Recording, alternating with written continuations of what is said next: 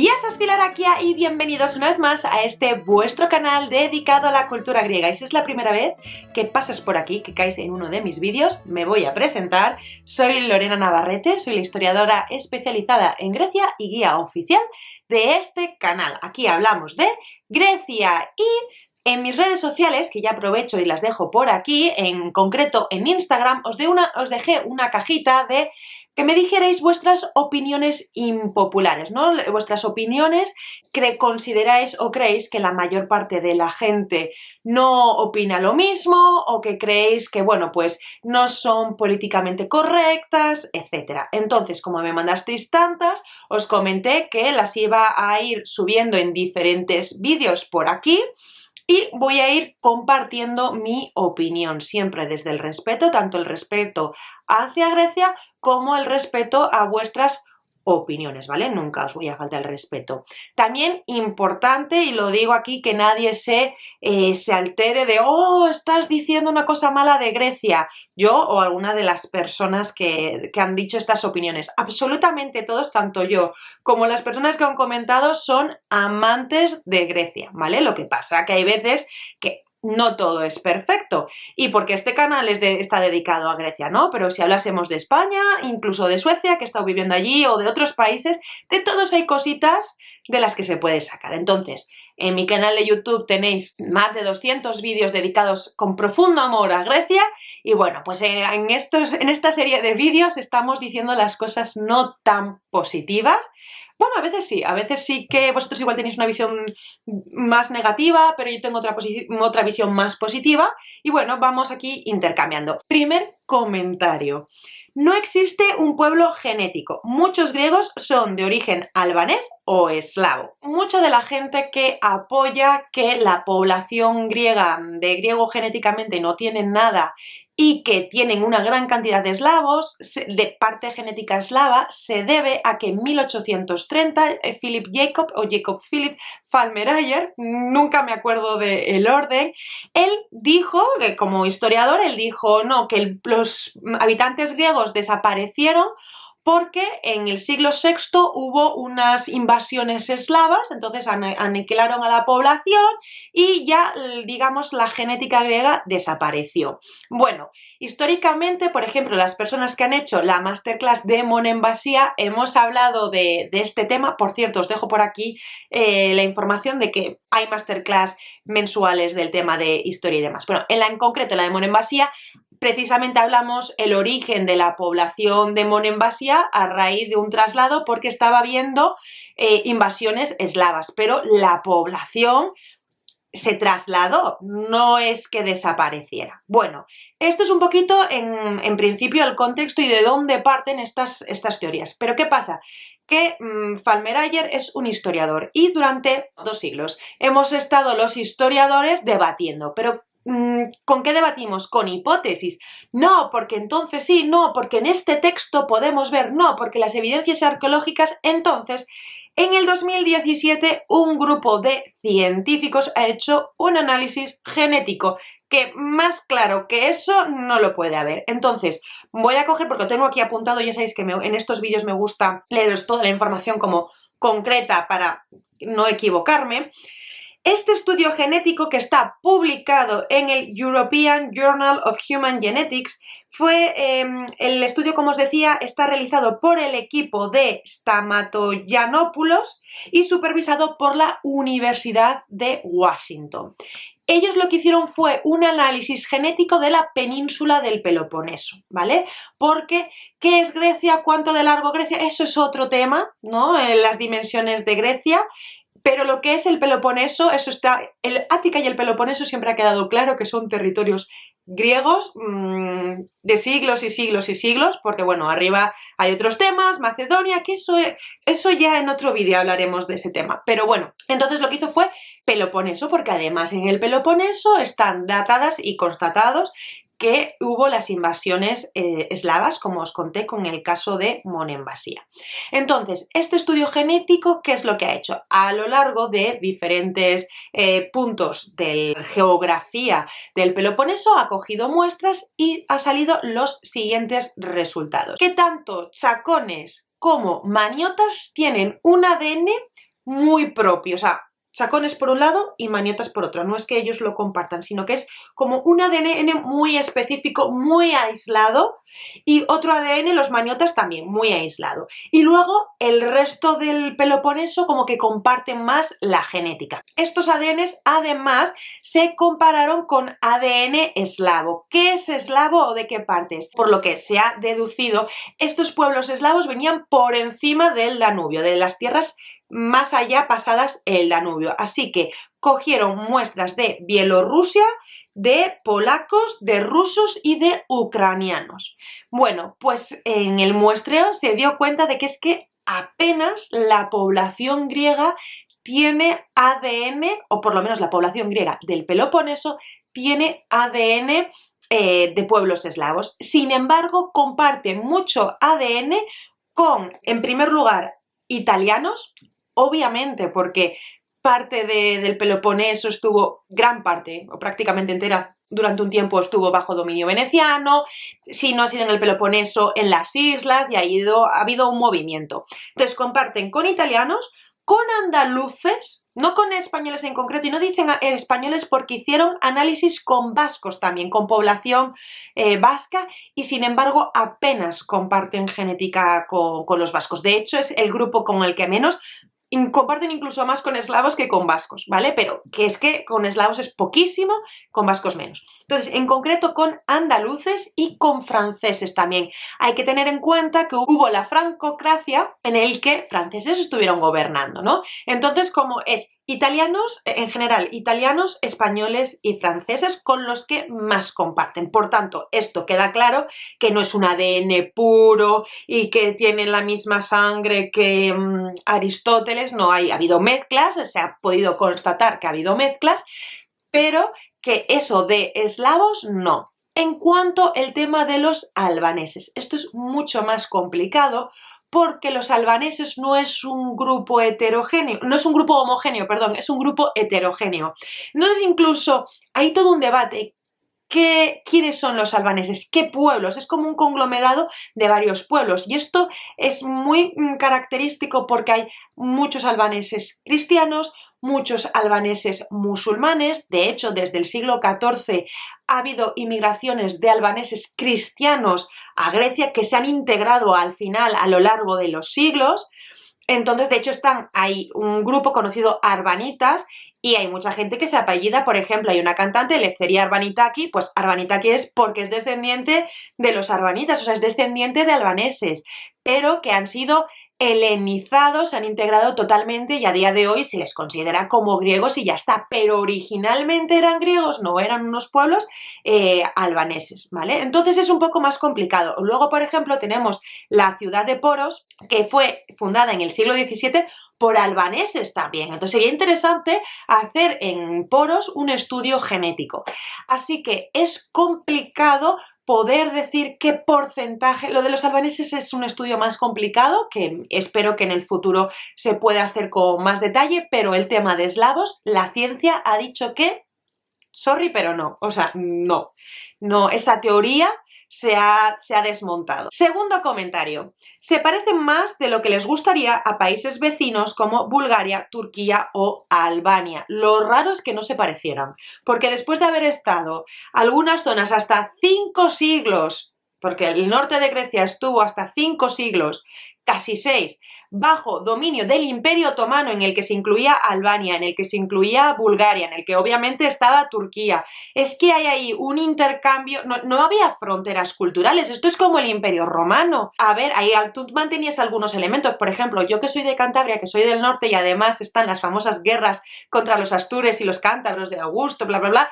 Sí que es verdad que nosotros fuimos un pueblo romanizado a la ligera, o sea, nosotros mantuvimos bastante nuestra identidad de origen más indígena, ¿no? Teníamos más origen más indígena, pero indudablemente llegaron elementos de la romanización, llegaron elementos romanos aquí al norte porque formábamos parte del Imperio Romano. Pues en Grecia, en época del Imperio Otomano, lo mismo. Aunque hubo regiones en las que prácticamente no había población otomana, era muy reducida, pero al formar parte del Imperio Otomano, quieras que no, hay un contacto directo, ¿no? Y y este contacto fue tanto de la cultura otomana hacia griegos, búlgaros, albaneses, serbios, etcétera, como de ellos a la cultura otomana, que esto es muy interesante. En el siguiente vídeo de Unpopular Opinion, de opiniones impopulares, que ya tengo seleccionadas algunos de los comentarios, para eso hablaremos y profundizaremos un poquito más en esto, en un caso en concreto. Vamos con la siguiente, son 3 comentarios que los he puesto juntos porque es que vienen de la mano, ¿vale? Primer comentario: amo Grecia, pero tienen un nacionalismo que a veces es difícil de tragar.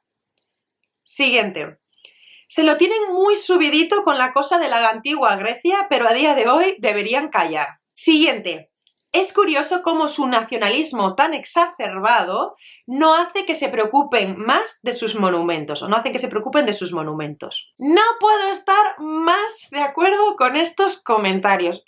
Grecia es un país, o la población grecia en general es un país tremendamente nacionalista y chauvinista. De hecho, os voy a compartir una gráfica con una estadística que se hizo recientemente en el que salió que de toda Europa el país más chauvinista con diferencia fue Grecia, con un 89% de los griegos estando de acuerdo con la frase: no somos perfectos, pero nuestra cultura es superior a la del resto.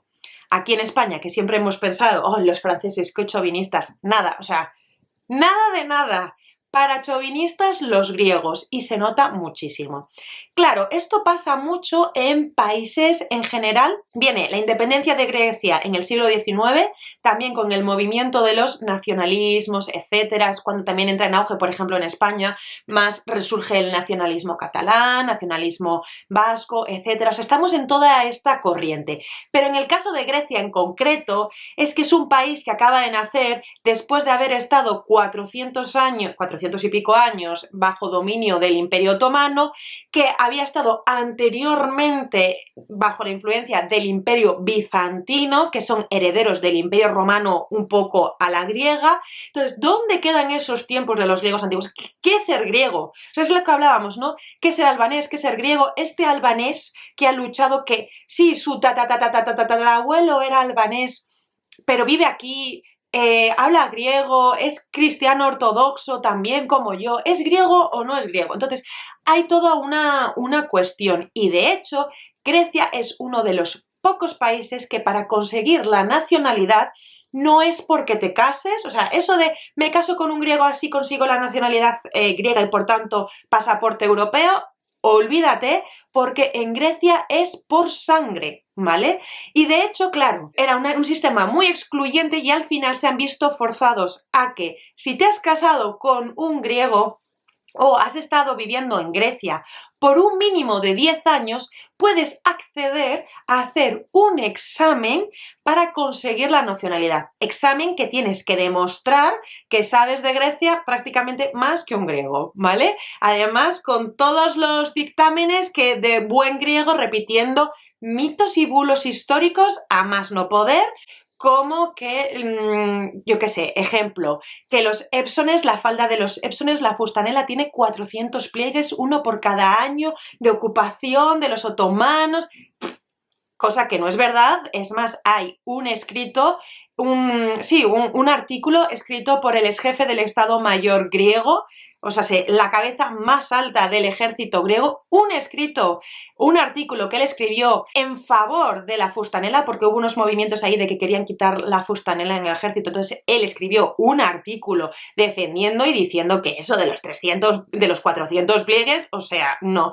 Pero en todos los sitios, a ellos en la academia se lo explica, y es más, tú lo piensas lógicamente y dices, pero es que los otomanos no estuvieron 400 años exactos en Grecia. O sea, en Tesalónica no me acuerdo, ¿cuántos estuvieron? 567. En Corfú estuvieron nada y menos. O sea, es que, ¿cómo que 400 años? O sea, por este número exacto, ¿no? Entonces, al final hay una repetición de bulos. Y luego también, o sea, cosas que a mí me han dicho, que además os hice un short, un vídeo, un story de estos, no, un reel sobre esto. Por ejemplo, les enseñan, y esto me lo han contado, yo no he ido al sistema griego, pero me lo cuentan como, no, esto es verdad porque me lo han enseñado en el colegio, y yo alucinaba. Cosas como que el griego casi es el idioma oficial de Estados Unidos. O sea, ¿de dónde sale esto? O cosas como, bueno, se han inventado una historia para contar la introducción de la patata con Capodistrías, que si hubo un plan, que si él lo guardó bajo llave, entonces los griegos dijeron, pues ¿qué será eso que guarda bajo llave? Entonces es que tiene mucho valor, tal. No, o sea, hubo una planificación exacta de introducción de la patata. O sea, no hay estas historias. Están llenos de bulos, de cosas que es que no tienen nada que ver, como para hacer crear. Claro, ellos vienen de que no saben muy bien qué es ser exactamente griego, qué te define, ¿no? Un griego. Entonces hubo que elegir, vale, pues todas las personas que seguimos hablando griego después de tantos siglos, que somos ortodoxos también, que tenemos esta religión, ¿y qué más? Entonces hubo que crear toda una identidad nacional. Encima vienen todos los países europeos, sobre todo Inglaterra, viene Francia, vienen los alemanes diciendo, es que vosotros sois los herederos de lo griego, que a ellos de los griegos antiguos, que a ellos los griegos antiguos les quedaba lejísimos. O sea, de lo más vivo, más presente que tenían era su pasado bizantino. Pero vinieron y dijeron, no, eso del pasado bizantino otomano no importa, lo que importa son los griegos, y lo que importa es Alejandro Magno, y lo que importa... Y tanto se lo dijeron, tanto se lo repitieron, que se lo creyeron. Y entonces sí que es verdad que yo he estado en situaciones que a mí me han dicho cosas como debates históricos, pero en foros. O sea, yo como historiadora, alguien comenta algo que no es exacto y me dicen, ¿eres griega? Pues si no eres griega, cállate que no tienes ni idea. Cosas así, que es como, perdona, pues precisamente, quizás porque no soy griega, tengo una visión más objetiva. Y es más, amo tanto Grecia que estoy dedicando toda mi vida a Grecia, a un país que no es el mío. Entonces, intento ser lo más objetiva posible, pero no te puedo decir que todo sea maravilloso. O sea, pues si hay una cosa que no es verdad y la documentación dice que no es verdad, no es verdad. Y de hecho, a mí me pasa que en muchos temas intento no leer historiadores griegos porque está todo muy manchado del nacionalismo. Ahora, en algunas cuestiones, poco a poco, propios historiadores griegos están diciendo, a ver, por favor, o sea, ¿qué es esto? Vayamos olvidándonos de estos viejos mitos y de estas viejas glorias, ¿no? Entonces ya poco a poco ya se va viendo historiadores griegos un poco más abiertos de mente y sin repetir estos mensajes que no tenían ningún tipo de sentido. O, por ejemplo, otro caso que me ha pasado, en concreto, estaba hablando con alguien que estaba del siglo de oro español, ¿no? De la literatura del siglo de oro español, y me preguntaron, pero que hay literatura, o sea, pero si la literatura más importante son los clásicos griegos, o sea, las obras de teatro y tal, y yo decía, por favor, ¿quién inventó la novela? Cervantes, un español, y no solo eso, tenemos a Shakespeare, o sea, no puedes menospreciar lo de otros países, que fenomenal, que tú pusiste el germen de la comedia, de todas estas cosas, fenomenal, pero no lo puedes despreciar, y es más, muchas cosas de Grecia vienen de Egipto y se ve clarísimo en la escultura. Tú ves la escultura arcaica y tiene una influencia egipcia, que los egipcios no estaban ya de esa civilización avanzados ni nada para entonces, y tienes cómo son tan hieráticas las esculturas, ¿no? Incluso la posición, los ojos almendrados. Eso viene de Egipto, o sea, no es que de repente a un griego se le ocurriera, no, hay una influencia, ¿no? Tenéis que también ser agradecidos de que esto viene de otras culturas también, y fíjate, los egipcios con todo eso, y no dan tanto por saco con es que somos el origen del mundo, somos el ombligo del mundo, pues no, o sea, son un poco más cuerdos, ¿no? Pues sí, esto fue nuestro pasado, es como si ahora en España nos pusiéramos como, ¡buah! Siglo XVI, Imperio Español, los mejores, porque vaya imperio, pues sí, tuvimos un imperio en el siglo XVI, la caña de España, pero ya no puedes vivir de viejas glorias. Céntrate en cómo está tu país a día de hoy. La parte positiva es que cada vez voy conociendo a gente que va repudiando más este nacionalismo o este discurso. Sí que hay un sector de la población bastante amplio que lo apoya, pero es verdad que, por ejemplo, en Suecia yo he estado compartiendo piso con dos chicas griegas. primero una y luego la otra, casualidades de la vida. Eran más jóvenes que yo, un poquito más jóvenes. Bueno, una 10 años más joven que yo y la otra 4 años, sí, 4 años más joven que yo. Las dos se tiraban de las manos, o sea, se tiraban de los pelos en plan, pero por favor, o sea, de vergüenza, con una visión mucho más real. Sí, ellas me contaban cosas de esos bulos que las explicaban en clase, pero entendían pues que a ver, pues que lógicamente te paras a pensar y que no, ¿no? Entonces ellas decían, es que siento vergüenza cuando oigo un griego decir estas cosas. Entonces, bueno, y luego recuperando el comentario de que es curioso cómo su nacionalismo tan exacerbado, que eso ya lo hemos mencionado, no hace que se preocupen de sus monumentos. Aquí hay varios factores. Por un lado es la cantidad de patrimonio que tienen. O sea, es que Grecia das una patada a una piedra y cuidado porque esa piedra posiblemente tenga 3.000 años de antigüedad o 2.500 años de antigüedad, ¿no? O sea, tienen muchísimo patrimonio, lo cual cuesta muchísimo dinero de mantener. Entonces, con la situación económica que tiene Grecia, ay, que se me cortó la batería, perdonad, decía que con la situación económica de Grecia, que es muy precaria, con toda esa cantidad de patrimonio a conservar, a mantener, puesta en valor, un poco de que esté bien presentable, pues ahora mismo es bastante imposible, además de que hay que añadir el puntito de dejadez que se ve bastante en el país y que ya hablamos en visiones o comentarios, opiniones impopulares en vídeos anteriores, ¿no? Siguiente comentario. No me gustó ver en Mykonos camisetas insultando a Ibiza. Ignoro si en Ibiza existe algo similar. Yo he preguntado, porque no he estado en Ibiza, entonces he preguntado a una persona que ha ido mucho a Ibiza, de hecho ha estado viviendo incluso en Ibiza y me ha dicho que jamás ha visto ninguna camiseta insultando, y yo creo que esto viene en parte también algo de la mentalidad y lo vinculo con el tema de la superioridad, con el tema del nacionalismo, ¿no? Porque ellos en esa frase que el 89% estaba de acuerdo decían, pero nuestra cultura es superior a lo del resto. Entonces ese nacionalismo vinculado a la superioridad, yo creo que esa superioridad va dentro. Y esa superioridad hace ser ofensivo a veces. Y de hecho, no voy a intentar a ver si lo encuentro, pero en otra de estas estadísticas, de estos mapas que salió, es muy interesante porque ¿cuál era la palabra malsonante que más se dice en cada país? Y en el caso de España, la palabra malsonante era joder. Vale, pues ya está. Pero la palabra malsonante más dicha en Grecia, y que puedo dar fe porque es que se escucha a todas horas, es malacas. Es un insulto a otra persona, es una ofensa a otra persona. Entonces yo creo que al final eso se extrapola en otras cosas. Entonces al final tú te crees, somos los mejores, Mykonos es lo mejor. Ellos incluso pensarán que hace gracia o lo que sea, pero no se da cuenta de que el que ideó esa maravillosa camiseta, de que primero esa cuestión, ese afán de superioridad, a santo de que no hay ninguna competencia, no hay nada de nada, y por qué hay que faltar el respeto. Entonces yo lo vinculo al final con ese concepto de superioridad.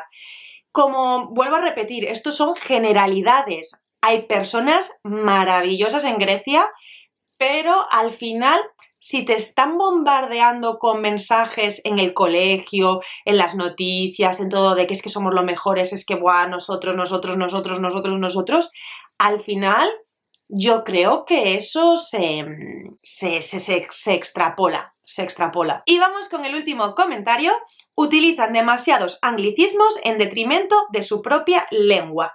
Bueno, esto pasa también en español y en todos los idiomas, y es un proceso básico y fundamental de la evolución de las lenguas, ¿vale?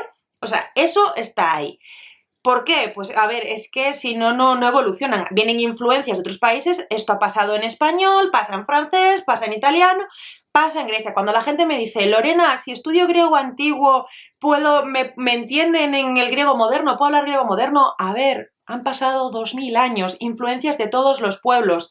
Ahora la moda es el inglés, pero anteriormente el idioma, digamos, diplomático era el francés. Pues obviamente entraban palabras del francés. De hecho, tengo por aquí un vídeo que os lo voy a dejar de 10 palabras francesas de origen francés que están en el griego. Tengo otro de palabras turcas. Así que bueno, o sea, esto es un proceso histórico que es que pasa en todos los idiomas, y no un idioma no evoluciona. Pero también es importante saber un poco sobre el proceso de disglosia que se vivió en Grecia. Grecia, digamos, los griegos antes de la independencia hablaban pues el griego que habían estado evolucionado a lo largo de todos los siglos, incluso milenios, y es el que se conoce como el griego demótico, el griego popular. Pero cuando Grecia se independiza, se crea un griego purificado. Dice, no, nosotros que somos los descendientes directos de Aristóteles, Platón, Pericles, etc., no, vamos a hacer una limpieza. Entonces intentan limpiar de todas las influencias y volver al griego antiguo. Tengo un vídeo específico sobre esto, os lo voy a dejar por aquí porque tiene un montón de tiempo. Entonces, claro, sí que ha habido un proceso de limpieza, y de hecho al final, después de un tiempo en el que la gente en casa y en la calle y demás hablaban en el popular, pero luego la prensa y las noticias te venían en el purificado, bueno, al final se quedó el popular con influencias del purificado, con alguna purificación, ¿vale? Pero bueno, al final eso es lo que se quedó. Pero es que intentar borrar el pasado histórico de una lengua, que ahora el idioma, digamos, global es el inglés, pues es lógico que del inglés tengan estas influencias. Pero es que eso pasa en español también. Así que es un proceso natural, que está bien que no perdamos nuestras palabras, que eso, pero que tampoco podemos luchar en contra de un proceso que es evolutivo. Y con este último comentario ya hemos terminado. Espero que os haya resultado interesante. Dejadme en los comentarios vuestro punto de vista. Recordad que siempre con respeto. Si os ha gustado, por favor, dadle a like. Si es la primera vez que pasas por aquí, te invito a que te suscribas y que veas otros vídeos que tengo por el canal, tanto de opiniones impopulares como de turismo, de historia, de griego moderno. Aquí tenemos un poquito de todo. Ah, y también recetas, que eso siempre os gustan mucho. Y nada, nosotros nos vamos a ver muy pronto en un próximo vídeo. ¡Ya!